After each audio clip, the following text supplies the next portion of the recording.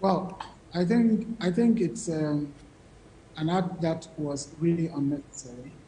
Whatever infractions that the national security thought or the police thought the journalist had committed, the remedial action that was intended could have been sought without the raid that was conducted, as though they had been told that the premises of Citi FM was hosting some armed group or armed robbers.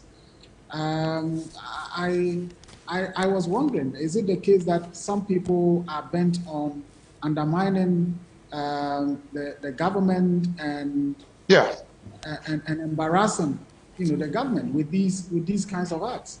Because City FM is a known place. The people who work at City are people who are known.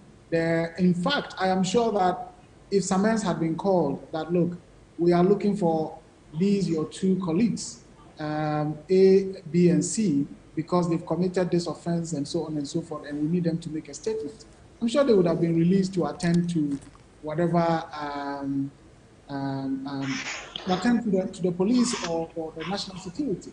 So one wonders why that action was taken and who authorized that action, who thought that that was the right thing to do, knowing very well that this is a media organization and whatever action is taken would be in the public subsequently. So I think it's an act that really embarrasses the government. We are at a time when people are talking about the culture of silence, people are talking about fixing the country, and so on and so forth.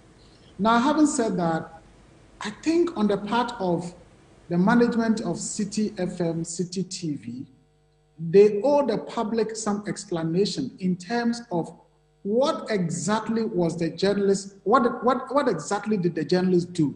I've just read something on their platform that says, a condemnation by the NDC, and they talk about that the journalist had gone to film some abandoned cars. What is the genesis to this? Is it the case that the journalist was just passing by and saw the cars, they looked so beautiful and so on, and he decided to film it? Or there is a story behind what the journalist had done?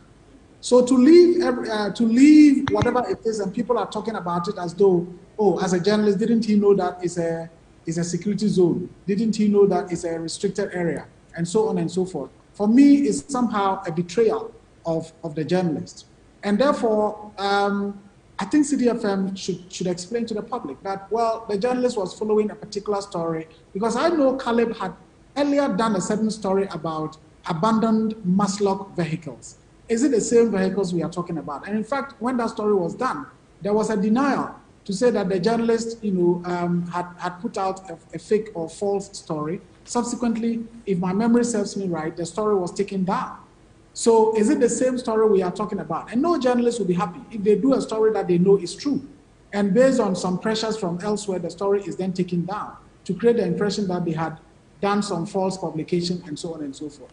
Is it the case that the journalist was trying to affirm whatever he had said earlier, which was discounted or disclaimed?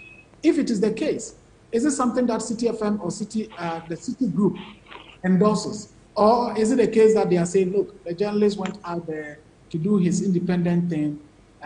We only have a concern because of the way and manner the police raided our place. Other than that, well, the journalist was not doing something journalistic. I think it's important that we get to know the facts as far as that is concerned.